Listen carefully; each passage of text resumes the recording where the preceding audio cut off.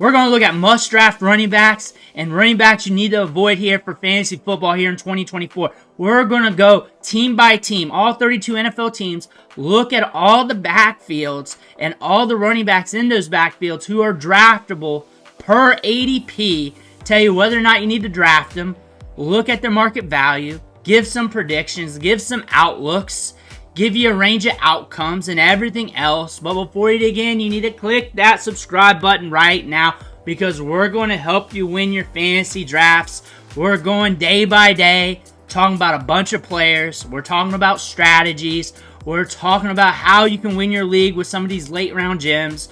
We're talking about the waiver wire every day throughout the season, not just on Tuesday and Wednesday and Monday when it's hot to talk about the waiver wire, but even later in the week. When the waiver wires ran, we will try and look at those nuggets for you. Those deep divers, those cheap guys that you need to pick up right now, who probably won't do anything, but we're still going to talk about them. This is the channel for that. Click that button. Stop missing out. But we're talking about running backs today, and we're going to talk about a bunch of them. The first one, the Buffalo Bills here. And James Cook, RB13 off the board, round 5. And when we talk about James Cook, we're also talking about those running backs in that range.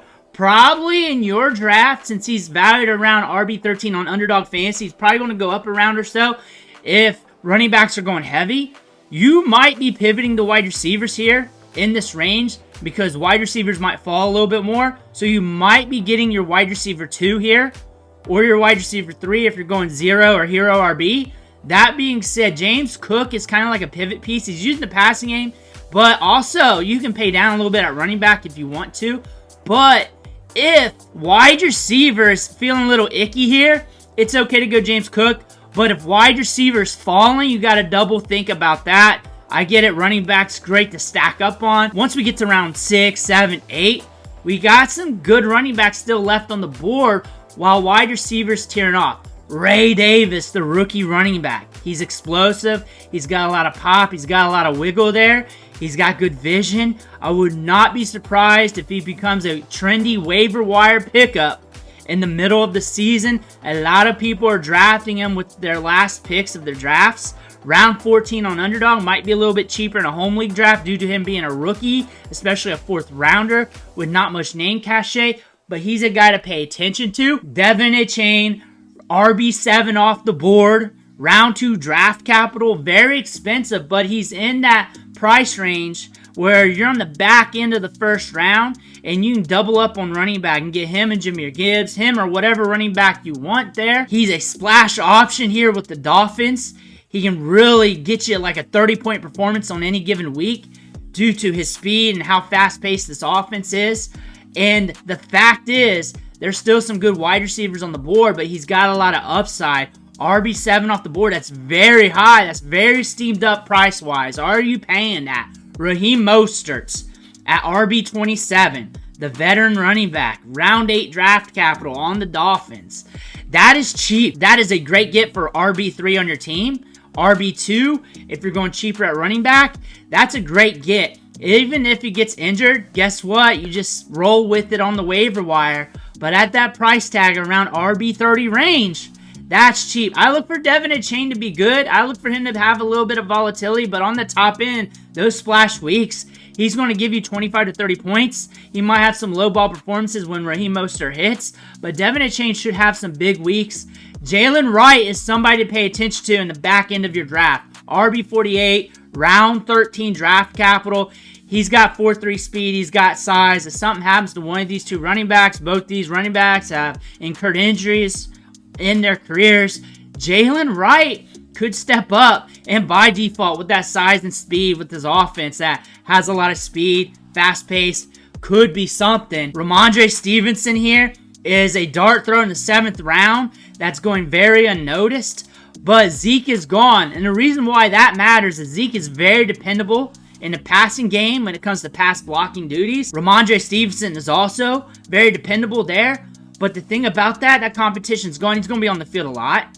And his production might be volatile. I could see him being more productive than realized. But I can also see him just being ho-hum.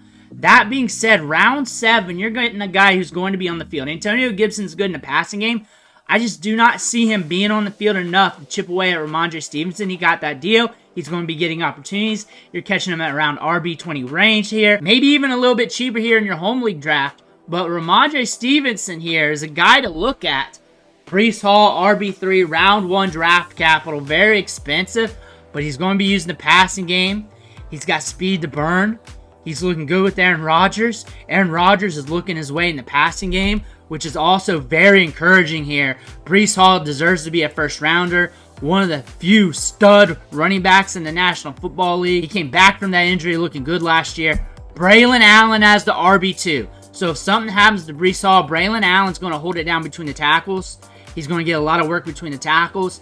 He might even be fantasy relevant some weeks this year due to goal line looks and just extra workload. Due to that, they're calling themselves the Killer Bees. Him being RB60 range, round 16, and underdog fantasy, cheap discount. He's going to steam up draft boards because the news is out saying that he's good, saying that he's the RB2, and people are talking him up. Braylon Allen steaming up. Breece Hall, I look for him to be one of the best running backs in the league. I don't think anybody's really discouraging that. Derrick Henry, RB9, round 3 draft capital, might get pushed up to round 2 in your league. As long as he's healthy, good to go, you're looking at what? 1,200, 1,500 yard rusher, double-digit touchdowns, big-time performances throughout the year, a bunch of RB1 weeks because the Ravens run the rock. They picked him up to run the rock, and you're getting him here for redraft, and you're going to take him and you're going to run with it. There are some good wide receivers in his range, but it's also starting to tear off and start to feel a little icky. If it's feeling icky and no wide receivers are falling, Derrick Henry's good. He's also at a good price tag where he's in a great situation. You know he's going to get a lot of workload, and he's got the athleticism still to really hammer it home. When you look at the running backs behind him, they are all undervalued. They do not have ADP. Keaton Mitchell is going to be on the pup. He may be nothing this year. RIP. We know the channel's pretty much built off his back. Justice Hill, a guy to pay attention to. He gets touches. He always has a splash game here or there. Rasheen Ali's the rookie to pay attention to as well this year. Pay attention to these backs because Lady Luck does not follow the Ravens running backs when it comes to injuries, and that could incur. Derrick Henry, hopefully he'll last the whole season, but we know what's happened throughout the years. Think about J.K. Dobbins, think about Gus Edwards and company, and so on and so on. Even Keaton Mitchell looking right at us down there. Again, Derrick Henry, though, he's locked if he's healthy on the field full season, being one of the top running backs in the league. Zach Moss, RB28. Chase Brown, RB32. Reports are saying Chase Brown could be the guy. Zach Moss is looking very good. These guys will probably chip away at each other. Chase Brown's got a lot of pop in his step. He's got a lot of upside. He's going to be used in the passing game. Zach Moss is very dependable, good between the tackles. I would like the upside throw in Chase Brown just to gamble with. I think Zach Moss will be productive in some stages of the season as he's very good grinding between the tackles. You can rely on him a bit. Chase Brown is coming into his own. Very productive out of college. When he got his opportunity last year, it flashed. Now we're in year 2, getting more opportunity in training camp. He's gelling. I think Chase Brown has some upside. Round 9 dart throw, a little cheaper than Zach Moss. Zach Moss is a little bit more dependable. Once things more locked down with these running backs, the market's going to shift to one or to the other. Right now, I'm a gambling man. I'll gamble on the upside of Chase Brown. I don't think Zach Moss, even if he's the guy, is not going to win you many leagues. I do want the main running back out of this backfield. Whoever wins it, you chase it, but it's going to get steamed up a bit. So the one that doesn't get steamed up, you may want to catch them at a discount if they fall past this point. The Browns here are hurting at running back. Deontay Foreman got hurt on an injury here recently. Nyheim Hines coming back from an injury. Nick Chubb coming back from that knee injury, but he's squatting in the weight room. Jerome Ford is undervalued. He's undervalued. Watch him rise the draft board here in the next few weeks. He's going to be getting opportunities on a team that's going to be moving to football, a team with a good passing offense here. RB39, round 11 draft capital. That's a gift. That's a gift. Healthy, with no competition, if Nick Chubb doesn't come back, if the other running backs cannot perform to snuff, Jerome Ford's in the backfield. You're looking at him being a good producer week in and week out, pushing some RB1 weeks at you. Maybe a few of them. Maybe 4. Maybe about 4 of them. That could be a good prediction. But it really depends on Deonta Foreman, Nyheim Hines, and what happens with Nick Chubb. Nick Chubb's dart throw. No one wants to bet against Nick Chubb. That's why he's got round 11 draft capital. I don't want to bet against him. You just saw him squat the house after that knee injury. Like, he's not supposed to be really running or anything. Most people wouldn't be. I wouldn't be. But he's over here, like, squatting damn near 600 pounds. Watch for Nick Chubb. Like, just watch for him. I'm not giving any predictions. Just watch. Najee Harris, Jalen Warren, those guys together. Like always, it'll probably be very similar to last year, but a little bit more workload. Arthur Smith is in town. He's the Santa Claus for running backs. Both these guys should get a little bit more workload. Najee Harris is looking healthy, running with some pop. Jalen Warren has been a honey badger in training camp. This is a good price range for both these running backs. I think they're going to give you stable production around RB2 range, up and down throughout the season, and that's something where you're catching in the middle rounds, you're going to be okay with. I don't think neither running back's going to win your league for you, but I think they're both going to hold it down. They're going to have a few good weeks, both of them. They're going to go back and forth. Jalen Warren's going to be used a little bit more in the passing game. I think Najee Harris is going to bounce back this year, but not in a huge way, but enough to where it'll win you some games this season. Joe Mixon, RB14, round 6 draft capital. Round 5 in FFPC, probably round 5 to round 4 in your home league draft. He will push over 1,000 yards easy in this offense, healthy on the field the whole season. 1,200 easy, pushing 15 or more. Double-digit touchdowns could be possible. He's going to be used in the passing game, crossing the goal line in the run game too. That being said, RB14 is cheap. It is cheap. People love this offense, but they don't love Joe Mixon in this offense. He's going to catch workload. He's going to get opportunity. He might be a little bit spiky here and there. He might be a little bit spiky. But again, with the Bengals, he hammered it home. Multiple RB1 weeks last season, like 5 or 6 of them. Now we're coming in with the Texans. We're built to go. Joe Mixon at RB14 is a huge discount. Take that discount. He could be your RB1. You can go wide receiver, Joe Mixon, and be good to go. Dameon Pierce, steady between the tackles, ho-hum running back, but if given the opportunity, he could splash for you. But a guy you may pick up off waivers if something happens to Joe Mixon, but you're not drafting him. Jonathan Taylor, RB5, round 2 draft capital. He's going to get workload. As long as he's healthy on the field, he's going to perform. That's the thing about him. He's just not always healthy. But the thing about this, he's got the size-adjusted athleticism to really give you those pop-off performances. You can't really bet against that. When he's on the field, he's good to go. When I think about his stock, though, he's going in round 2. So if you got ick with the wide receivers, Jonathan Taylor's good to go. If you're looking to build with running back in the start of your draft, Jonathan Taylor's good to go. If you want to make sure you're elite at wide receiver, then you want to make sure you do not have that ick at wide receiver before you draft Jonathan Taylor. It's all based around your strategy with him due to the injury history. He's locked for a bunch of RB1 weeks, probably 4 to 5 for sure, maybe more if he stays healthy, but there is some downsides to him due to his injury history, but the talent's immense still. It's still there. Trey Sermon's on the roster. He's solid between the tackles. He could be a steady Eddie. Evan Hall's the guy to pay attention to. Can catch balls out of the backfield. But we're only looking at them off waivers. Middle of the year, something happens to Jonathan Taylor. Travis Etienne gets a good opportunity share. Catches balls out of the backfield. We got speed to burn. RB11, round 4 draft capital. Probably around round 3 in your league. That being said, if you got the wide receiver ick, good to go. Good to go. And maybe you want him as your RB1, getting 2 good wide receivers, then going Travis Etienne, and then mixing and matching your running backs and wide receivers afterwards. Maybe you want to do that. Depends on how you want to structure your team with your build. But Travis Etienne's going to get workload. He's going to have some pop-off performances. I see 4 to 5 RB1 weeks. Could be more. It kind of went down on the back end of the season. Had a good start to last year. Could be seeing something similar. Tank Bigsby, not a good rookie season. The market's not valuing him in drafts right now. Round 18 draft capital, but could get workload in a good offense if he gets the opportunity. Again, Dearness Johnson, we talked about him throughout the season last year.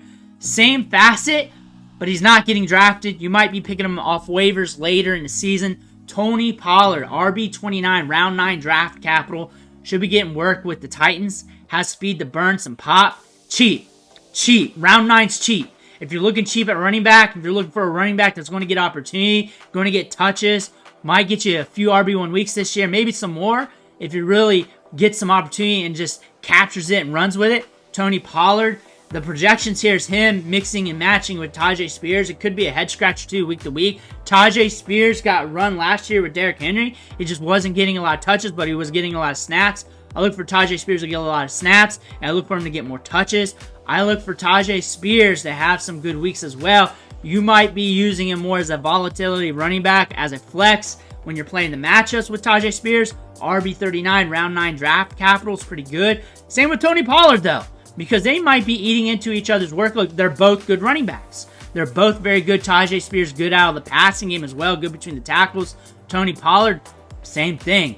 Same thing. These guys are going to be used intermittently. I like the cheaper one, but they're both about the same price right now on Underdog. Javonte Williams. Everybody threw him out into the trash. His ADP dumped, but he's going to start off as the starting running back, getting the touches. Had some good performances last year. Fantasy-wise, Jaleel McLaughlin could be a guy that steps in. Audric Estime is a guy to pay attention to. Javonte Williams, long-term, of course, you don't want to be into that stock. This year, he's so cheap. You know the start of the season, you're going to be good to roll. I don't think you want to invest too much in the Broncos this year due to the quarterback situation. I don't think that's a smart thing to do. Round 10, if you need a running back, if you need an RB2, or if you're going 0 RB, then you got a running back here with Javonte Williams that's going to give you some production, some RB2 weeks to start off the year, and then we'll see what happens as we get mid-season. He does have an injury history. We also have other running backs here. They may want to trot out Audric Estime middle to late part of the season to see what they have, because they may want to move on next year, and this team's not built to win the Super Bowl. I don't think anybody's going to disagree with that. Jaleel McLaughlin could have some splash weeks because he's good in the passing game, but you might be picking him off waivers. Round 13 draft capital, might go undrafted in your league though. Isaiah Pacheco, RB10, round 4, off the board. I love the discount here. We're with the Chiefs. This offense is going to move the football. You know that's going to happen. He's going to get workload. He's going to get opportunity. The athleticism is there. The price is right. Wide receiver, wide receiver, wide receiver off the board, or maybe 2 wide receivers, then Pacheco off the board. Or you can go running back, wide receiver, and then running back. He can be your RB2, and you can still be solid at wide receiver.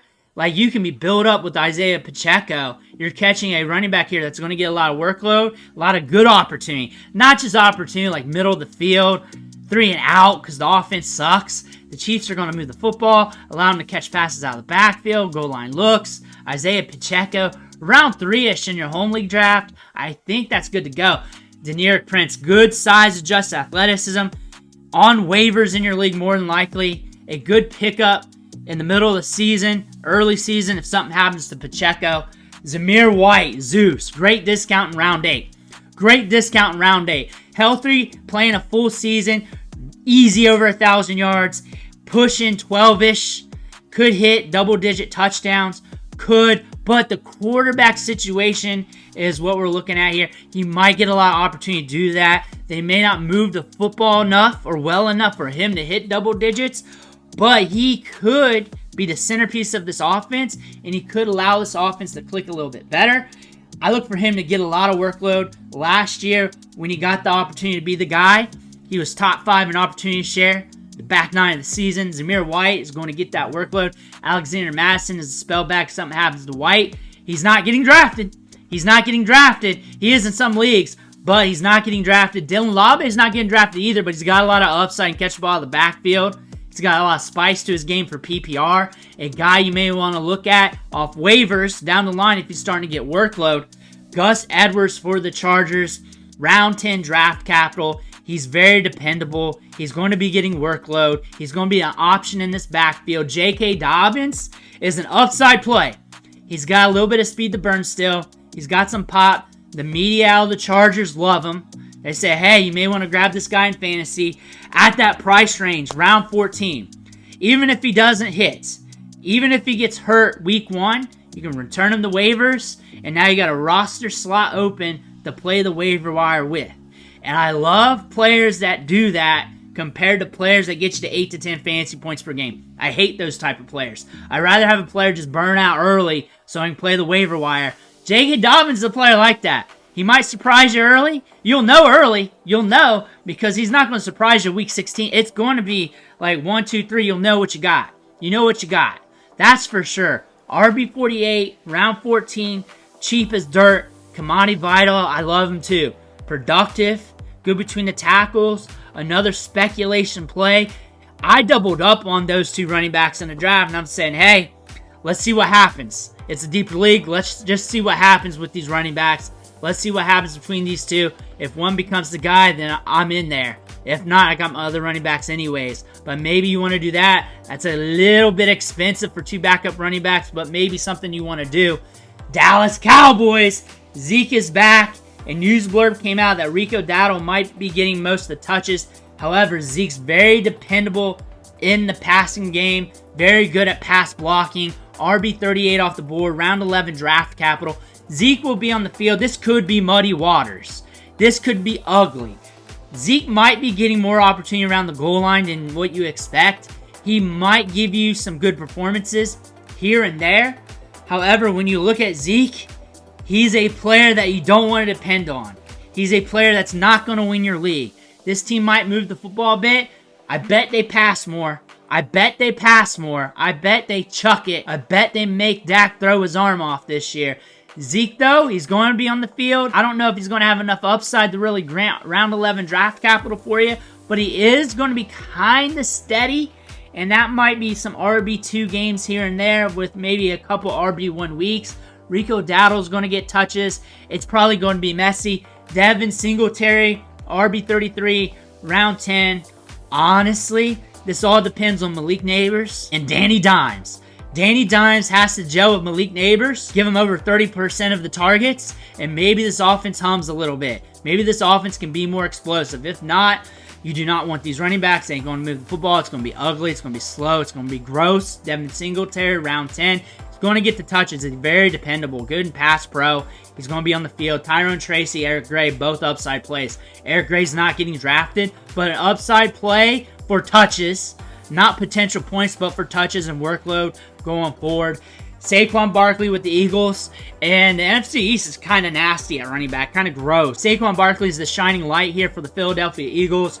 Again, RB6 off the draft boards. Round 2 draft capital. That's cheap. You can get a stud wide receiver. Go Saquon and feel good about it. All running backs get hurt. Christian McCaffrey's hurt right now. That's just part of the game. I know Saquon Barkley's got an injury history. That's why we're talking this way. Saquon Barkley, round 2, stacked with an elite wide receiver. You're going to feel good going into the season, knowing that you're with a fast-paced Eagles offense that brought DeAndre Swift back to life.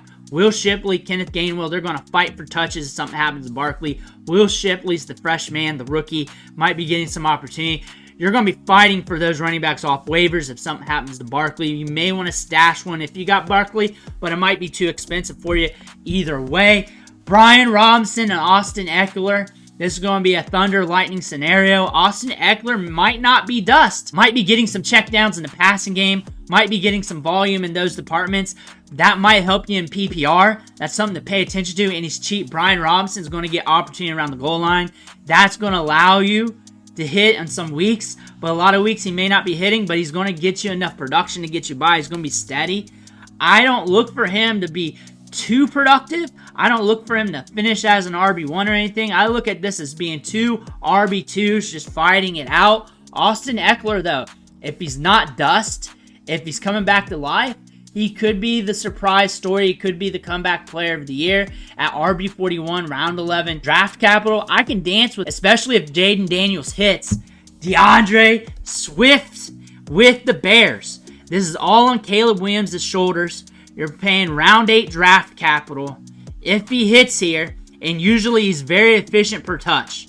And if he's efficient per touch with the Bears, if he's healthy most of the season, you're going to cook a lot of weeks.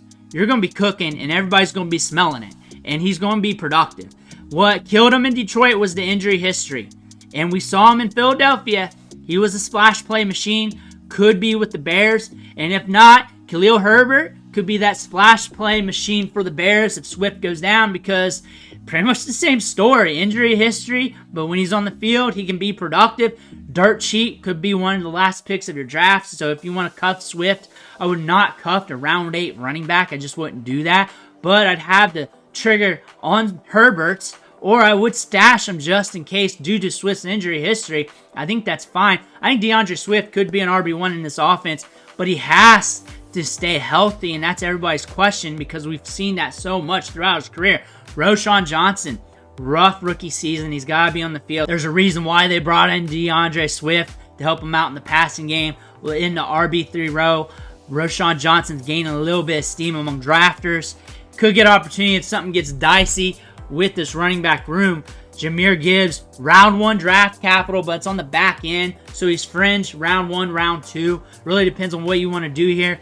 A lot of people at this spot is just stacking running backs on the tail end of the first round, or they're getting one of the top wide receivers and going running back. Really depends on what you want to do. A lot of people are fading Gibbs because of David Montgomery. And you're either a Gibbs guy or a Monty guy. And if you're a Monty guy, round 6 is okay. It's still a little pricey, and you might pay a little bit more than that in your home league draft, but I think that might be kind of right for your home league draft anyways. RB17 though, round 2, he's going to give you some good performances. He's very steady, getting touches between the tackles. This backfield might be annoying again this year. Something to pay attention to. Jahmyr Gibbs, I look for him to pop off in the passing game. He's very explosive. I look for him to be an RB1, and the only way he's not is if he gets hurt. I look for this team to run through these running backs. I look for David Montgomery to step back a shade, but I look for David Montgomery to also be the thorn in Gibbs' side. I look for that to happen. It's going to be kind of hard for Jahmyr Gibbs to play to his draft capital, but he's really going to have to explode on some weeks. He's really going to have some huge performances. But that can't happen because he's very explosive. David Montgomery's good between the tackles. He's also good in the passing game a little bit, but very good around the goal line. Super dependable. That's going to keep him on the field. He's cheap. He's very cheap. And also, you're going to get baseline production, and then also the handcuff to Gibbs. So if something happens to Gibbs, you have a running back that's going to be forecasted as an RB1 if the RB1 goes down on the team. Josh Jacobs is going to get a lot of work this year. He is very undervalued. Easy RB1 candidate. RB12 in draft, so he's not an easy RB1 candidate among ADP. I think he's an easy RB1 candidate here. I think he's going to get a lot of workload. I think they're going to pound him to death here. Marshawn Lloyd, forecasted as the RB3 by the media, but it looks like it's going to be a mixed bag between him and Dillon. That's what it looks like. Marshawn Lloyd was ripping off long runs. The market wants him due to the upside, and they'd rather chase the upside than go for the old, unfaithful A.J. Dillon. Josh Jacobs, RB1 potential if he's on the field the entire season. This offense is going to move the football. He's a good piece to add to this young quarterback. I think Josh Jacobs, RB12, huge discount. Aaron Jones. It took me a little bit of time to come around, but they're going to use him in the passing game. They're going to be using him a lot. I think he's going to be good in PPR. I think he's going to be steady. I think the upside might be a little bit limited from week to week due to the quarterback play here, but you got Justin Jefferson, Jordan Addison. You got a lot of weapons in this offense, taking some of the steam off him. He's going to be able to work at around 7 is a good price tag if you're going cheap at running back for your RB1 or for even your RB2. This is a good running back to get. He's going to be getting opportunity. And if you're going cheap at running back, you're planning on hammering running back late in your draft. He is a guy that you know is going to get workload. You know he's going to get some upside. Ty Chandler, speed to burn, 4.3 speed, is a guy that if something happens to Aaron Jones, he's going to get steamed up the waiver wire. People are going to want him a lot. People are going to want to get him off waivers. People are going to fight for him. He had some good performances last year. Would have even better ones if some plays didn't get called back. Bijan Robinson, forecasted for a huge season. Should have a huge season. That's why he's RB2. Should have a massive 1,500 yards or more if he's on the field. Steady, not hurt, can play everything. Lock that down. Shouldn't have very many bad games. Tyler Algier, his potential is riding on Bijan Robinson. I look for them to ride Bijan Robinson more in the passing game. I look for Bijan Robinson to get more touches. That's been said in the media a lot. They're rubbing their hands in excitement over Bijan Robinson. Tyler Algier is going to get some looks around the goal line. Might have a sneaky performance here and there. It's the Bijan Robinson show. Jonathan Brooks has some upside here. Back 9 of the season. Has speed to burn. That's why people are drafting him in round 8. If you do not want to take a gamble in round 8, do not draft Jonathan Brooks because you might be waiting for a little bit. He's starting to run a little bit more in practice, starting to get more looks in practice, but it might take some time. Chuba Hubbard's going to start the season getting a lot of workload like he did last year. RB50 off draft boards, round 13 draft capital. He's cheap. If you need cheap touches, Chuba Hubbard's a guy. Cheap touches, no guaranteed good production. Chuba Hubbard's your guy. Miles Sanders, if you need free touches or a little bit of touches, he's getting a little bit of work in training camp. He is getting some looks in training camp. I'm not guaranteeing you any production, but if you need something free, there's something free. Alvin Kamara, like always, good to go. Round 7, going to be good in the passing game. Going to be getting opportunity, going to be getting targets. A guy to look at. Kendre Miller's hurt right now. He's on the mend. The team's kind of soured. ADP's dropping. He dropped like 6 rounds since then. He has been falling. Jamal Williams, no one's talking about him. He's not getting drafted. Pay attention to the backup running backs. Middle of the season, Alvin Kamara is that dude. RB18 off the board. That's cheap. That could be your RB1. You could be stacked out wide receiver, tight end, quarterback, whatever you want to be. Start drafting running backs late, whatever you want to do. He can be a very good RB2 for you. Very good running back for the price. Rachaad White, cheap running back. Round 6 here. Round 5 usually FFPC, even round 4. He gets a lot of work in the passing game. Very dependable week to week. I look for him to be a very solid get for the price. If you're looking to get an RB2 in this range, Rachaad White's a good get for that. Bucky Irving is a guy to pay attention to. He's good in the passing game. You can line him up all over the field. Very dependable between the tackles. If something happens to Rachaad White, everybody's going to be running for Bucky Irving. James Conner is the story of dependability. When he's on the field, he's got the potential to give you an RB1 week. RB13 off the board. Round 5 draft capital here. He's a little bit cheaper. He's going in the middle of the rounds. He's going to give you some production. He's a guy that once I'm set at wide receiver and running back and I'm looking for my RB2, James Conner is good to go. If I'm going 0 RB or hero RB, I like using him as the start of my run for running backs, using him as my consistent guy before I start popping off for my upside plays. Trey Benson is an upside play for the season. He's got speed to burn. Something happens to James Conner, everybody's going to be salivating over him. He could be a guy that comes on middle of the season or whenever he gets his opportunity. Christian McCaffrey's on the mend. Does that matter to you? Because we know the story of Christian McCaffrey. He's the 101 off the board. He's top pick off the board on ADP. Does it matter to you? That is the question. Elijah Mitchell has been on the team forever, has speed to burn. We'll get opportunities if something happens to McCaffrey. Isaiah Grando, he's injured. Might be back sooner than later. He's got good size and just athleticism. Watch him throughout the season. Kenneth Walker, RB16, round 6 draft capital. When he's on the field, he'll give you a potential RB1 week. If he's healthy throughout an entire season, which we haven't seen that yet, he'll give you about 5 to 6 of those. That is the projection. If he's healthy for an entire season, he'll give you about 5 or 6 of those with a few RB2 weeks in between. Zach Charbonnet is at a good price here. RB42, round 12 draft capital. That's a good price. That's a little cheaper compared to last year. He's going to be used in the passing game. He's a good spell for Kenneth Walker. He's going to be used intermittently with Walker. That's why Walker's a lot cheaper compared to years prior. I think Charbonnet is at a good price. I think you can get both these running backs and feel good because what we saw last year is these guys took turns of getting hurt. Even McIntosh, pay attention to him. These running backs took turns getting hurt last year. Could be the same. Charbonnet's good in the passing game. He'll have a role. He might be even more productive this year. Kyren Williams, he's good to go this year. He's going to be getting workload. Round 3 draft capital, pushing up to round 2 in some of your leagues. I think he's good to go. He's going to be getting workload. They're going to be using him until the wheels fall off. It's going to be scaled back a shade, maybe like 5% or something like that. But it's going to just be enough to keep him lasting a little bit longer until the wheels fall off. And when the wheels fall off, it's a Blake Corum show, who's very similar to Kyren Williams. Maybe a little bit faster and a little bit thicker. Blake Corum's good to go for that. He'll be used intermittently with Kyren Williams.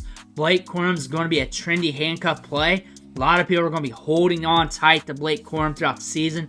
We'll have some unique videos on him on the unique series here soon. Blake Corum is a guy you need to pay attention to throughout the entire season. Those are the running backs. All 32 NFL teams. Let me know what you think in the comments below. Make sure to hit the subscribe button on the way out. Thanks for watching. Catch you on the next video.